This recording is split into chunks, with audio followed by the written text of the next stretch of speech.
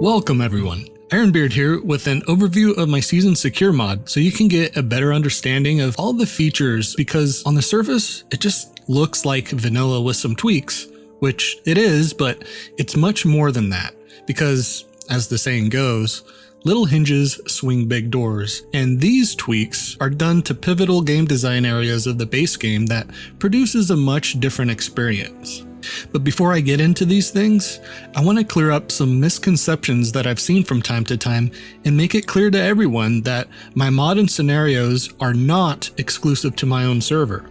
In fact, it's available for anyone to run on their own server, so I want to encourage everyone that's interested to do so, because my own philosophy is that the more servers that are running this game mode means I personally would have more options to play this mod more often than once per week, which is what we currently do over on my Band of Beardos Discord. So with that said, I should probably start with what Season Secure actually is. Dude, this layout is dope. Not even gonna. No, dude, it's like a fucking battle. It's like we're playing fucking Battlefield. So, Season Secure started as a personal project of mine with the intention of learning the workbench tools and scripting/programming. And things really started to take a direction after I discovered how to combine the capture and hold game mode with conflict. Now, I'm a firm believer in systems theory and how it affects everything from relationships to game design, which in this case is basically how all the individual aspects of game design interact with each other to produce an outcome. If you think of a car is a system in that all of the components interact with each other to produce the result of being able to drive, for example. A car needs an engine, transmission, brakes, tires, fuel, and so on, and they all need to appropriately interact with each other in order for the car to do what it was designed for. The important implication here is that you cannot change an aspect of one component without it affecting the other parts of the system, and by extension, the result that is produced. Perhaps that can be a topic for a different video. The relevant point here for Season Secure is that many of the features and tweaks are designed around addressing certain aspects of the base game that I've come to understand over the last few years to enhance the experience. I wanted to have the action and intensity of capture and hold while maintaining the depth of gameplay and strategy of conflict. Now, Season Secure is broken up into two parts. We have Season Secure Base and Season Secure Scenarios. Basically, Season Secure Base is simply the base logic and features that will provide a consistent experience across the scenarios that anyone can create. So if someone makes their own set of scenarios, it will at least have some core elements. Season Secure Scenarios, on the other hand, are just a collection of scenarios that I and others have made with additional features that I didn't feel warranted being integrated into the base, which we'll talk about later. Still, whether you want to create your own scenarios or use the ones we've already created on your server, you're free to do so. So first up, let's talk about the features in Season Secure Base.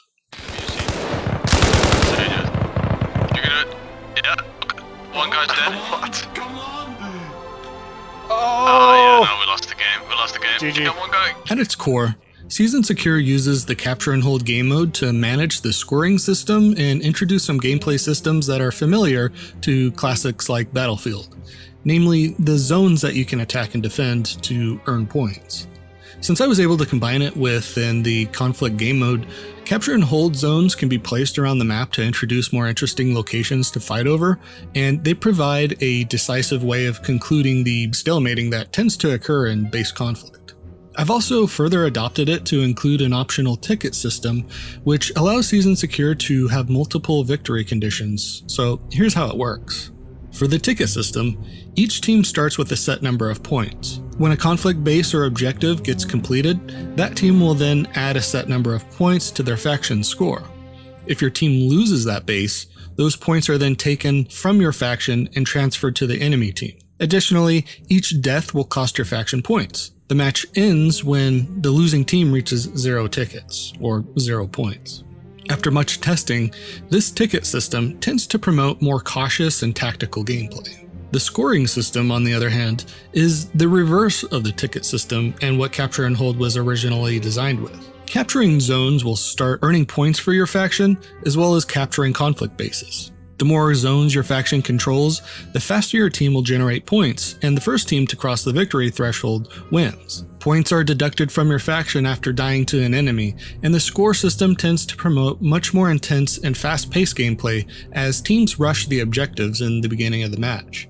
And finally, there's Domination, which is simply the classic conflict victory threshold, where whoever holds certain bases will be the victor. And Season Secure shines with a combination of domination in either the ticket system or the score system, where the points generated are the deciding factor in a stalemate.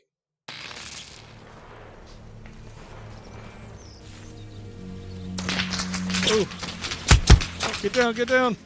Suppression is an important combat tactic and an even more important feature in milsim games like Arma, specifically because people have proven over the years across many different games that they just don't value their virtual lives. I can probably make an entire video on this topic, but I'll just say that one of my goals to learning programming was actually to create my own suppression mod, and I actually had a working prototype. However, since the LM suppression mod came out, it's been an integral part of the experience of firefights in Season Secure, and I've made my own custom tweaks and additions. For example, I've tweaked the visual effects of being suppressed and added some camera shake for close explosions that really make things feel even more cinematic and impactful. I've also increased the number of bullets it takes to get fully suppressed and added rank scaling. So the higher your rank, the more the visual effects and duration are reduced. Hit. You got a guy to the right. He's laying down in 60 right of the helipad. No eyes. That's Teamwork and community are the holy grails in games like Arma, but they are often very difficult to achieve on public servers. One of the ways I've tried to encourage this is by making your rank more valuable. For example, with the suppression effects mentioned earlier. Related to this, I've also gone through many of the activities the game recognizes and provided experience point bonuses for performing these activities in proximity of a team member, such as like unloading supplies, capturing bases, killing enemies, and so on. So as long as you're near a friendly while you do these things, you'll rank up quickly, while lone wolves not so much. One of the issues that has grown over the years is just how much the supply system can affect the game, which in many ways is a good thing.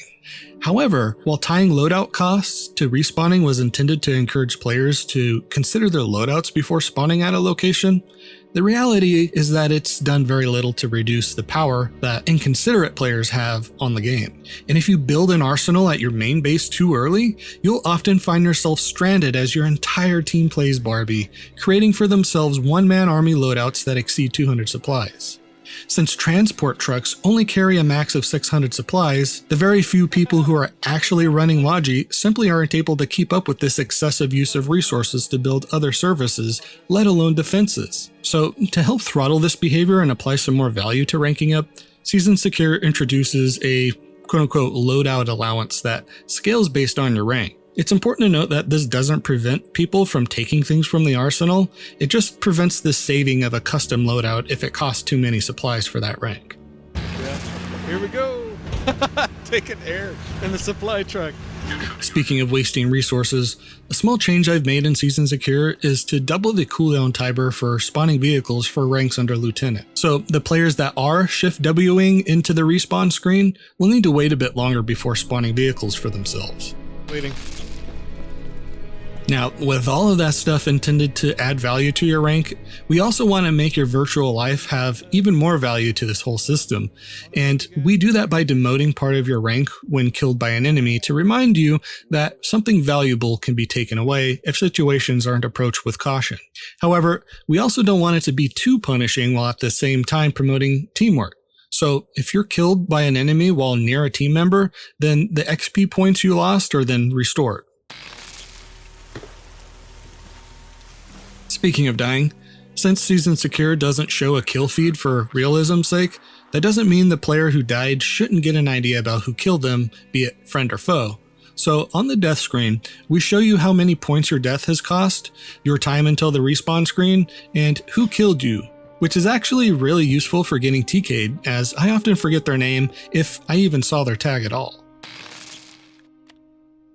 Of course, after you die, it's important to stick together with your team. So with wave spawns, instead of players having individual respawn timers starting at the moment of their death, they're placed inside a global pool with a set timer. If you die during the creation of a new wave, you have to wait for the end of the wave timer, and as more of your teammates get liquidated, the more people are added to this pool. So if you die near the end of a wave, you won't have much time at all to wait before respawning. And this has significantly helped keep teammates together when respawning, which also puts less strain on supplies being consumed by players spawning in vehicles for themselves. Alpha main to all stations. Friendly. Of course, wave spawns are an optional feature, so if you don't want to use that, then you can use the classic system in your scenarios. Perhaps I'll make another video on how to create a scenario with Season Secure Base. Let me know in the comments if anyone is interested. One problem I had with the classic system was that defenders were able to spawn in at such a high frequency while our team was assaulting the base that it made capturing certain points almost impossible, which is a big factor for why stalemates happen. Recently, Bohemia added an additional 35 seconds to the respawn timer for bases that are under attack, but to me this didn't really feel very noticeable and seemed somewhat indecisive. Plus, you couldn't adjust this timer. So the greater question here is, should people be able to spawn in at a contested base at all? Well, to address this, I've added the ability to adjust how much respawn time is added onto bases that are being contested, so you can decide for yourself in your scenarios.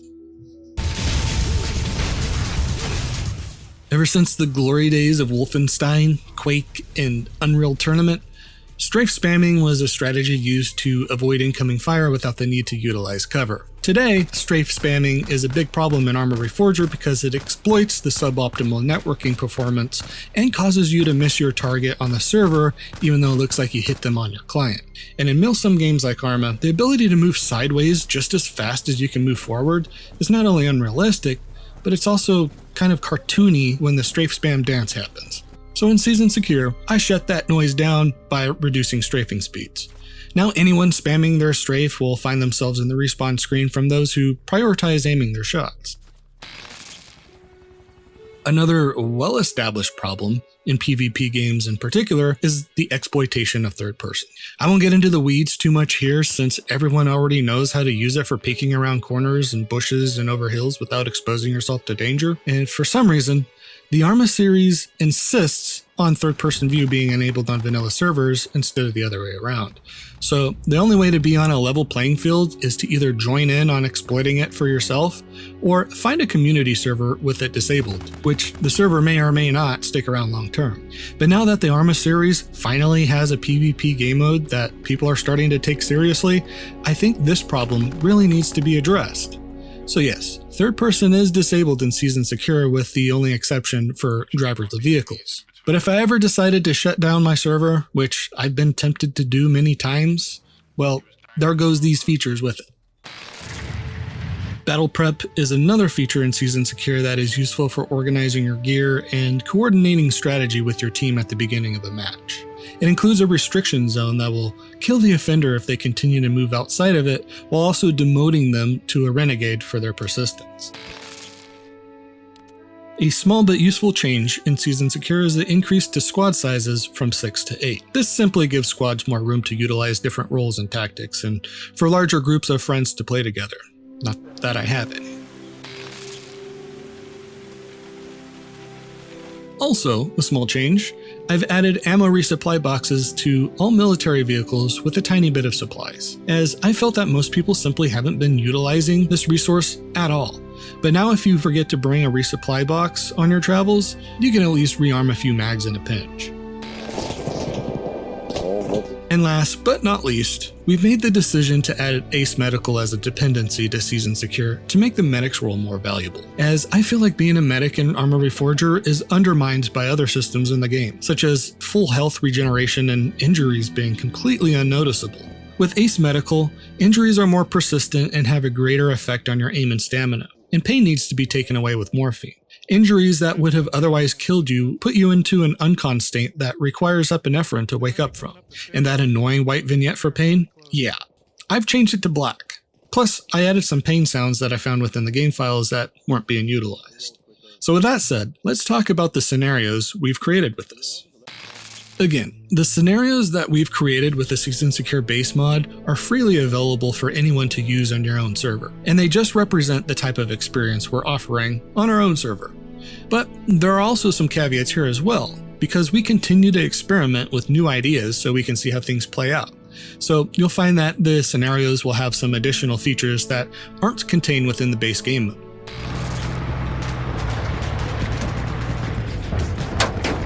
First up is that there are multiple maps and layouts that are contained within Arlen and Everon, ranging from small to medium, and yes, I'm working on a full-size layout for all of Everon.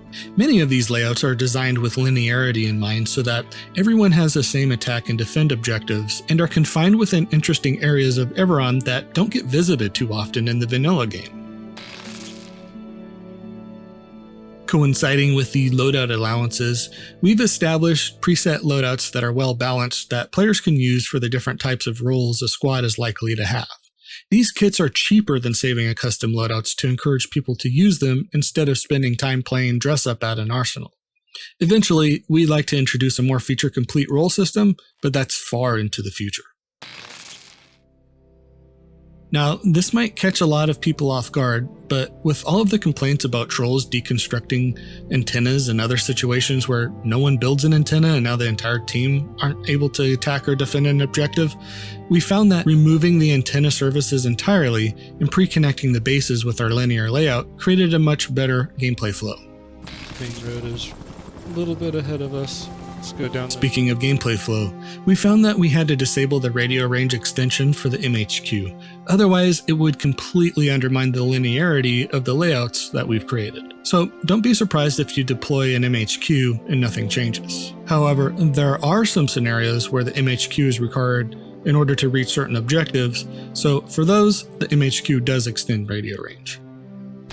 There's going to be a big giant neck concealing. Continuing with the MHQ topic, we've added the ability for the MHQ to serve as a forward operating base that allows you to build services and defenses, so long as you're within the radio range.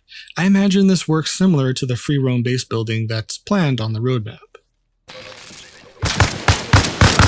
And finally, we're experimenting with gameplay flow in these scenarios by removing the option to spawn directly on bases. Instead, your only options are to spawn at main base, a deployed radio, or the MHQ. So far, the group really likes this.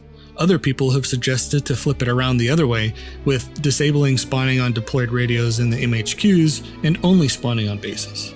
Now, I'm open to those ideas as well to see how it affects gameplay, so you'll likely see a scenario developed with this in mind, especially with the contested respawn timer feature mentioned earlier. So, there we have it. This is Season Secure in its current state, and things are likely to develop over time with more features and tweaks. If you aren't interested in running this on your own server, but would like to join us on ours when we play, definitely join my Band of Beardos Discord for more details. And also, if there's demand, perhaps I'll make a video showing how to create your own Season Secure scenarios in the workbench. Better yet, if you'd like to contribute to the development of Season Secure, definitely reach out to us on the Discord. Until then, this is Ironbeard, and I'll see you on the battlefield. I'm gonna pop one RPG over there. I'm gonna take the heli back to base because there's not really any use for it. They fucking found a truck. They're already in the city. Okay, they went.